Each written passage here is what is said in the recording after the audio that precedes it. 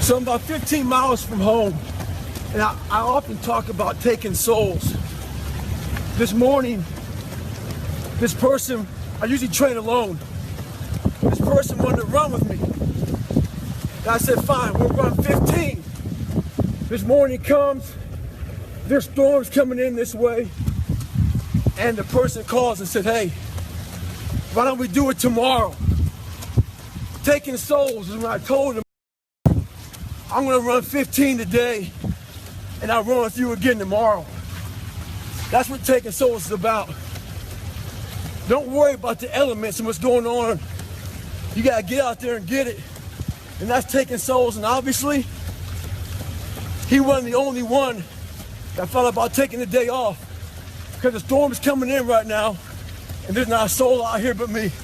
I believe in taking days off. I think days off are real important for recovery and all that stuff. But I don't believe in taking days off because your mentality is just feeling sorry for yourself. I deserve this, or I've earned that mentality. And that's what I was saying to myself. Today's self-talk was horrible. So we have, we all have one voice, and that one voice is very powerful. That says, hey, you've earned this, you deserve this, take time off, all that stuff.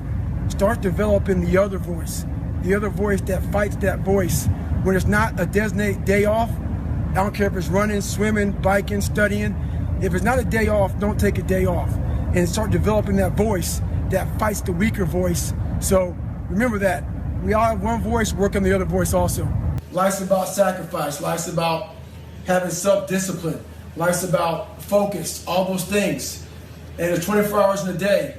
Make it work to your advantage. And yes, I do get plenty of sleep, but life is all about sacrifice to achieve what you want. All right, everybody, you see me smiling. Why? Because it kind of sucks out here in New York City. They're expecting some big blizzard to come in, so I was kind of praying to the snow gods for worse weather to come in, because why? In worse weather, we get better. I'm kind of happy, but I was hoping it'd be a lot worse. I'm gonna do a nice little run today, and no, I'm not thinking it's warm and 70. I like to live in reality. It sucks. It's about 7 inches of snow, and I'm extremely ecstatic right now. Pain is just a feeling. You see it's happiness? Why? Because it sucks. That's why I'm so happy right now. Merry Christmas. Well, I've been in a lot of training, and I've seen a lot of great men, strong men quit. And I'd ask them, how'd they train? And they say, I swam, I ran, I did all these things. And the one thing they never talk about is the mental aspect of it. So you put a person who's physically trained in a mentally tough situation, and things happen real bad. What that means is, you put a guy in cold water and he's physically trained, and he's not mentally trained about all of his insecurities in life and everything else he hasn't dealt with. He's gonna make up a lot of excuses on why he needs to quit something. And he's gonna wonder why, what happened? I trained so hard. I physically trained so hard. But that mental aspect of everything is the most important thing. So don't set your goals and everything without making sure you set your mind right and handle your insecurities.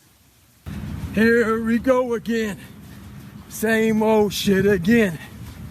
Marching down the avenue. One more day and we'll be through. That signifies the end. It's a countdown to military. It's a cadence that we use to keep morale up. When you're trying to get better in life, the grind's forever. There is no end. There is no countdown. As long as you're breathing, you gotta keep trying to get better. The refrigerator's never full. You've never arrived in life. Stay hard. A couple weeks ago, I did a video called Taking Souls.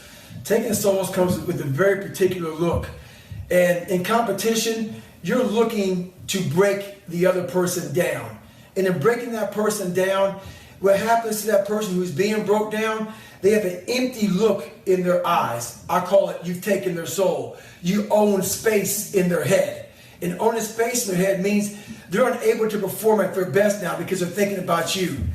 For instance, let's say there's a boxing match, 12 rounds, going at it, heavyweight champion.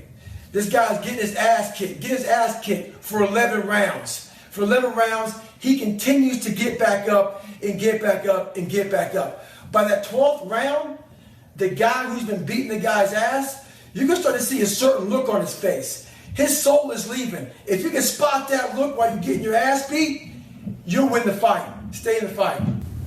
Around 16 years ago today, I was graduating Navy SEAL training. I was pulling off I thought was impossible. I went to a recruiter's office, weighing 300 pounds, low self-esteem, trying to figure out how am I going to find self-esteem in myself. I said if I graduate SEAL training, I may start the process of doing that. Went there, had to lose 100 pounds really fast. So my idea was to go out and run 4 miles the next day as fast as I can to start losing weight. I got to a quarter of a mile and walked home. I realized that all those insecurities, when things got hard for me, those insecurities came back.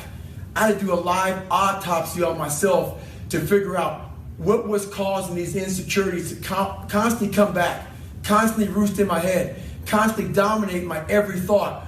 Every time something got bad, every time something got hard, these things would always come back and haunt me. I had to figure it out and overcome. Let's talk about something I don't talk about enough. Hard work, or I have the 3 H's: humility, honesty, and hard work. So as far as that goes, you gotta be honest with yourself. Are you smart? Are you not smart? Are you in good shape? Are you not in good shape? Are you fat? Whatever you are that you're not happy with, it takes a lot of hard work to improve that about yourself. For me, I wasn't smart, wasn't the best athlete, so most people could study for an hour while studying for 6 and 7 hours for a test. To run 100-mile races, I had to put in 120-mile weeks. Somebody was putting 70. For the pull-up record, I failed 3 times. I did 6,000 to 7,000 pull-ups in 8-9 months and still failed. At the end of the day, hard work may not be enough. You still may fail. Just stay at it and go at it. I run past a cemetery a lot at home. And when I run past the cemetery, it saddens me because there's a lot of people there, not because they're dead, because a lot of untapped potential. A lot of us die never tapping into our full potential. And I often look at wash rags when I'm wringing them out to hang them up as my soul. And I won't be satisfied until every drop of that wash rag, which is my soul, is completely wrung out. So in my life, I won't be satisfied until everything I have in me is completely out of me. That can determine the rest of your life. The rest of your life can be determined by one simple decision. 19 years ago, 300 pounds, I was spraying for cockroaches. I made a decision to try to be a Navy SEAL. My whole goal was to go on this path every day after work and to run 1 mile to 1.5 miles. This rock was about the 0.5 mark in my run.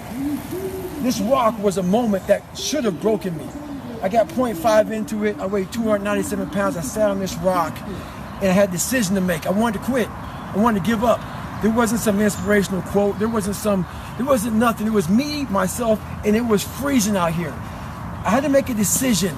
The decision I made was to get up and keep on going. That one moment changed the rest of my life.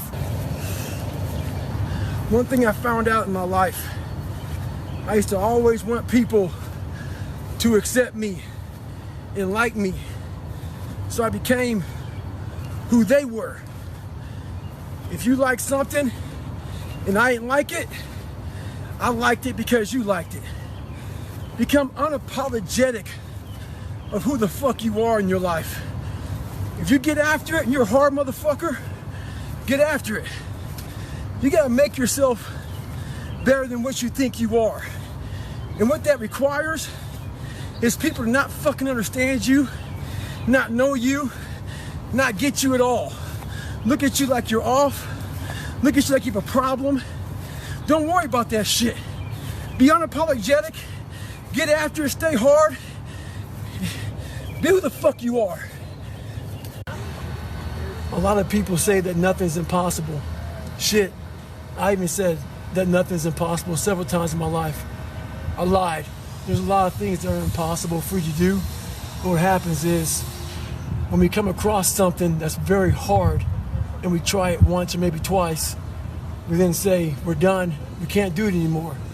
Before you say something's impossible, do it and do it and do it to a level that people think that you might be fucking crazy until you say it's impossible. I'm tied up, hands and feet. I fucking hate the water. I sink like a fucking rock. But this is the one thing that almost stopped me from feeling my dreams.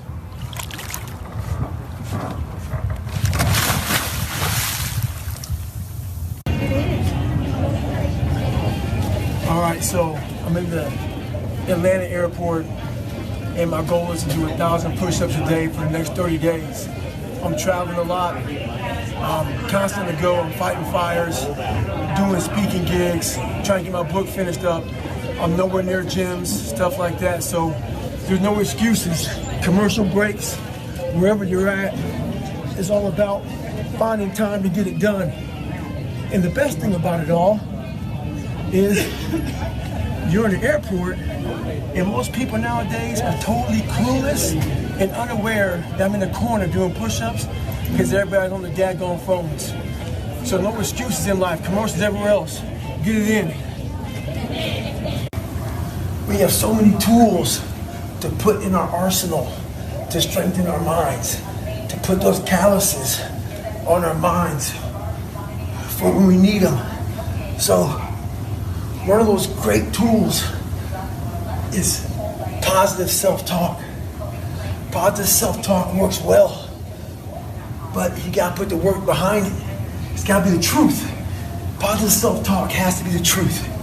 So let's say you're taking a test, hard test in college, but you haven't studied, but you have a positive mindset, and you have positive self-talk going into it. Chances are, you're gonna fail that test.